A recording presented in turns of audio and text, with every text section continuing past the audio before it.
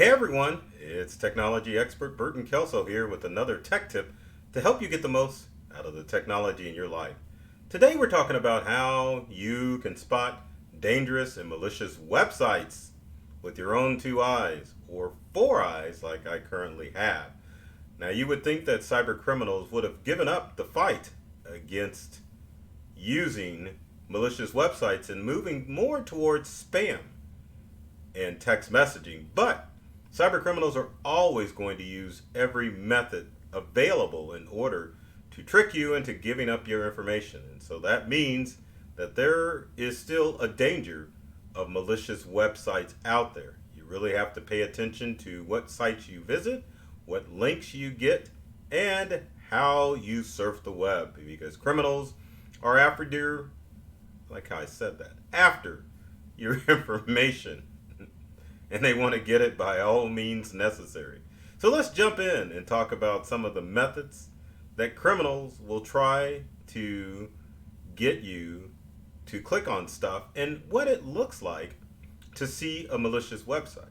So first, let's talk about that URL, web address, whatever you want to call it, but officially it's called a URL. So the most important things to look at when you're visiting a website is to make sure that it's a secure website. So the little lockbox that I'm circling around currently and the S are important factors as far as a secure website. What do those mean exactly? Well, for starters, the padlock means that the site itself is secure. If a criminal is setting up a website, they will not take the time to secure a website. Now keep in mind, sometimes they will make it a secure website, which means that it's just a secure website, meaning that information can't be leaked from it and criminals can't get into it. But some criminals may make a website secure just for the sake of making it look secure. Same thing with the S. The S means that the URL is a secured website. But again, criminals may utilize this to trick you. But just as standard precautions, when you visit a website, these two signs, why am I pointing at? You can't even see what I'm looking at. These two signs, the S and the padlock, let you know that it's a safe and secure website. And for your personal shopping safety online, you need to make sure that those items are there before you give out any personal information. If you do, that means criminals could potentially hack that website easily and get your important information. Always look at that. It's very important. Next is, let's say that someone sends you a link to a website. How do you know that that website is safe and secure? Well, you really don't by even looking at the URL or the secure S on a website. Sometimes you have to do a little investigation yourself and visit Whois, which is the website lookup tool, which will let you know if a website is legitimate or not. How does that work? Well, it's pretty simple. Let me bring up Whois on the Windows desktop computer. We'll go to it and then we'll see where it goes. And just to kind of give you an idea, when you visit a Whois, it really isn't a standard Whois. There's Whois domain lookup by Shopify because they want to keep their customers straight. But there's also one for GoDaddy. But you can always go to the Whois, which is whois.com, and you can type in a domain to see if it's secure. So and who owns it? So if we go to burtonkelso.com, we want to do a search and it will show, wow, oh, there it is. It says it is unavailable. That had me worried for a second. I'm like, wait a minute. But anyway, this kind of gives you an idea of what you will see on the whois.com when it was registered, when it expires, when it was updated, etc., etc. Also should have contact information as far as who owns the network. Under most circumstances, a website that is legitimate is going to be hosted by a known company, such as a Network Solutions or a GoDaddy, but also under most circumstances, it will be a US-based company as far as who is holding that website. If you see anything that is foreign as far as a website is concerned, you might want to take a little precaution before you visit that website because, and I'm just glancing at the information on the dual screens I have here. I have one over here and one over there. But yes, you can definitely find out a lot of details about a specific website if you look at the details on Whois. Let's go back to the main website of Whois and let's do one more. Let's do Call Integral Now, which is the company website. We're going to click on search. It'll let you know if it's available or unavailable, which is why most people will look at this process. If you go to Whois and look at the details, it'll give you a little bit more information as far as the website is concerned. Again, network solutions, everything looks legitimate. You can look at all the details as far as the website is concerned. But the thing that you're primarily looking for is just to make sure that the website's been in existence for a while. If you think it's an established company, you can look and see that it's been around for a while as opposed to being a site that was created yesterday or 2 weeks ago. But it kind of gives you a little bit peace of mind of knowing that when you get a link to a website that you can look it up and find out if it's even a real website, which isn't the purpose of Whois.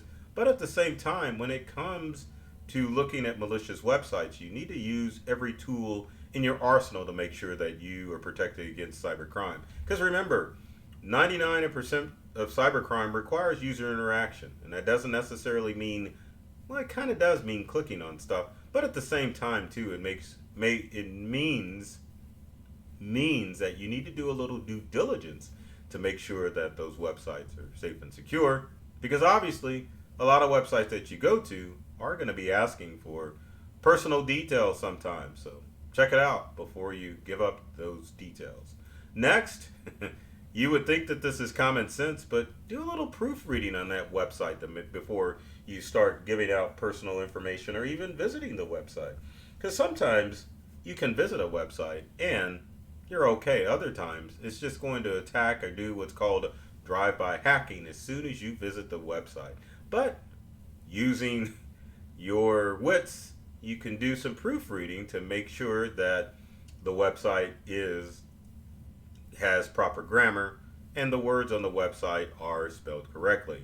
Not to say that you're ignorant, because I suck at spelling, and luckily, and this is not an ad for them, Grammarly saves my life quite a bit.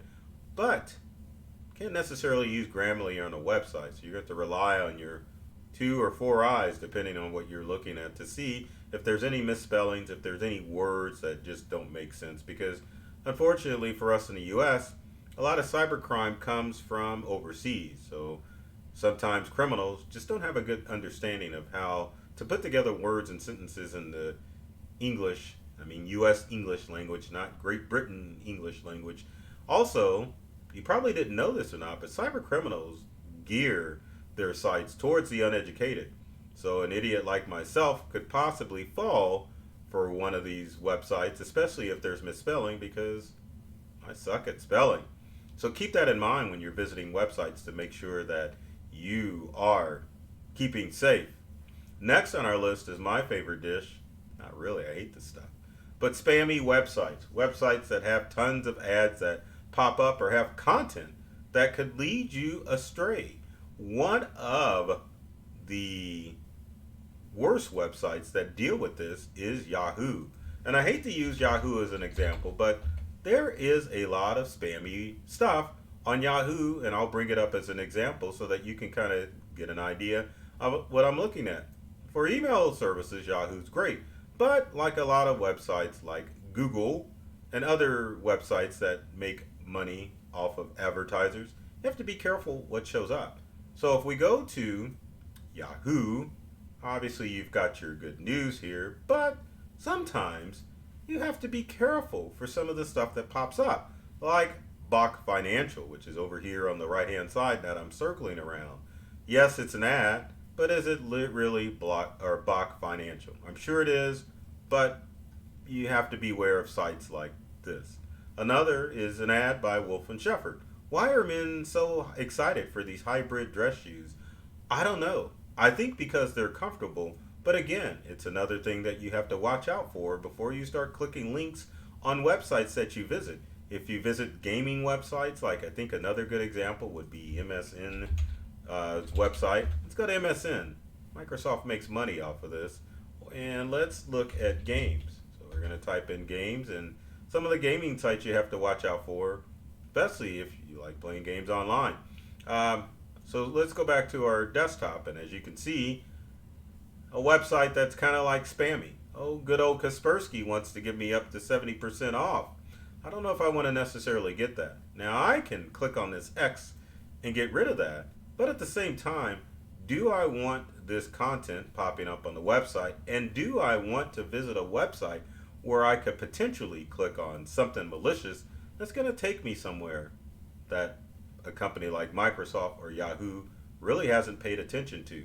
So some of these sites like Yahoo, MSN, and some others out there, you can definitely visit them, but you need to be careful, especially if it gets too spammy with the websites. And you know how much I love spam. I really hate this stuff, and I feel sorry for anybody who really likes that.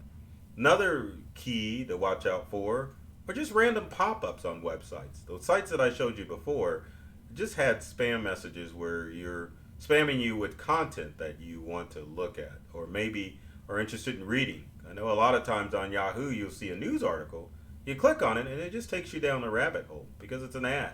Now, sites like this, even though we're, 4 years after the iPhone 10, where you get pop ups that are saying, hey, you've been randomly selected for this. Now, sometimes these spam pop ups will appear because there's an advertisement that wants something to pop up. And I'll give you a good example. You guys are going to laugh at this, but actually, both the Integral website and the Burton Kelso website has what's called pop ups on the site. Now, you need to know the difference between random pop-ups on a website. So if you go to burtonkelso.com, you can, we'll show it on the screen. On the right-hand side, there's a pop-up. Now, a lot of websites will have this because it'll pop up and say, hey, let's chat, or do you want to chat? Same thing with the Call Integral Now, which we'll go there. Didn't want the blog. I've been there quite a bit, so let's go to Call Integral Now. Let's go to the website, and as you can see after a few seconds, a chat window may pop up, will pop up.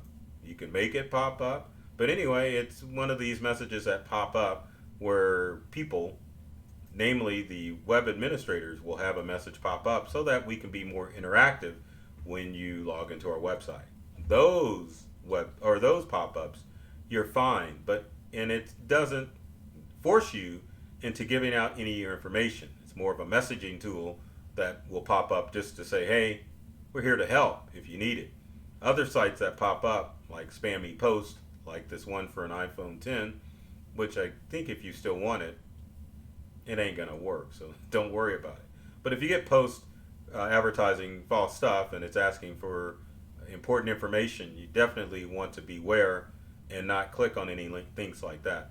And then finally, there's another tool that you can use to scan websites to make sure that they're legitimate websites. Other than Whois, Google has its own tool that you can use in order to do a check.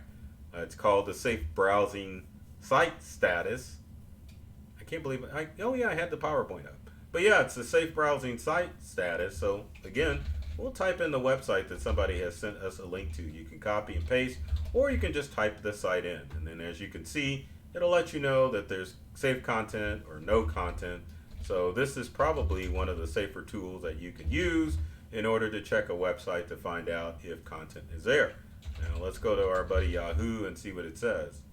Actually, Yahoo is like, well, heck, you need to take me to a specific page on my site to find out if content is good. But this utility from Google is actually an excellent tool to make sure that if you do get a link to a website, you can copy and paste, which is perfectly safe, put it into the Google Safe Browsing status, and find out if the site that you're visiting is a malicious website. Now, when it comes to websites, your best line of defense is, I have to wipe my cheek on that one, is your browser. So it doesn't matter what browser that you're using on your computer, whether it be Firefox, Edge, Chrome, Opera, Safari, and I was trying to pull it up here, but I can't get it to pull up. I was going to even say Brave. A lot of people are starting to use Brave now as a browser, and that's okay. Brave is good. But it comes down to your browser. So always, always, always make sure that your browser is up to the latest version to make sure that you are safe and secure. Most browsers will update themselves automatically. There's really nothing that you can do. But for example, we have Brave open. So real briefly, I'll show you how you can update it. So going back to the desktop, we've got Brave. It's got an error because it's saying that there's an extension for Adobe, which we can ignore. But under most circumstances, you can go to the About section of your favorite browser, and as you can see, it'll let you know if your browser is up to date. Brave uses a version of Chromium, which is basically Chrome, so it's going to update itself on a regular basis. What about some of my other favorite browsers? Let's take a look at Firefox. You go to Firefox, it's going to be the same thing. Click on the hamburger menu, which is that's called. You can go to Help, and then go to About Firefox, and it'll let you know if it needs to be restarted or if your browser's up to date. Same thing with Google Chrome. If I can find an old, let's see here. Let's go to Chrome. There's our safe browsing status. Go to the menu, go to Help, and then go to About Google Chrome, and lo and behold, it's updating Chrome right now. So I'm using an old, outdated version of Chrome.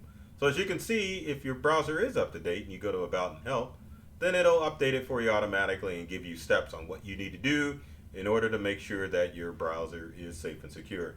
Not going to do Safari because I'm not on a Mac, but we'll finally do, did I click on Edge? Yeah, Microsoft Edge.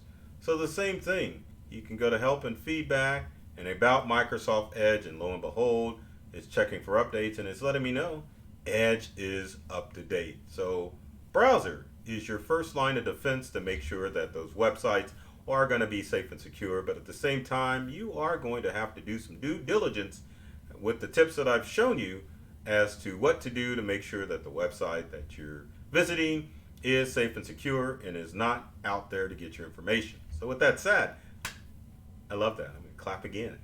If you have comments or questions, leave them in the comment section below. Would love to hear from you to find out what I can do to help you make sure that your browser's up to date or help you identify those malicious websites that are floating around. My best information, or the best information that I could give you, is stick with your mainstream websites, because under most circumstances, those websites are going to be malicious free and ad free, and you're going to have a safe browsing experience. If it's unknown websites that you go to, you really have to take precaution. Make sure your browser is up to date, because browsers, all of them, have the ability, if they automatically sense that a website is malicious, it will stop you from going to that website so that you don't infect yourself. And that includes on your computer and on your smartphones, which I didn't show demos for in this video, but it's the same steps. Go to About and go to Help, or About, or Settings and About, and it'll update your browser for you. Another trick that you can do with your smartphone is if you go to the Google Play Store or the Apple Store and act like you're going to download your favorite browser onto your phone again, it will download the latest version. A little quick tip there for you. So with every video, I'm always begging and pleading, please like this video, regardless where you're watching it. Watching it on YouTube, be sure to subscribe so that you can get notified about more videos, and be sure to share, because sharing is caring. If you found this information useful and helpful, share it with your friends and family members so that they can help stay safe, because it's all a community effort as far as making sure that everyone is safe from all of the cyber threats out there. So, I love technology. I've read all the manuals, and I'm serious about making technology fun, safe, and easy to use for everyone. So take care of yourselves and do many things to make you smile, and thanks for watching.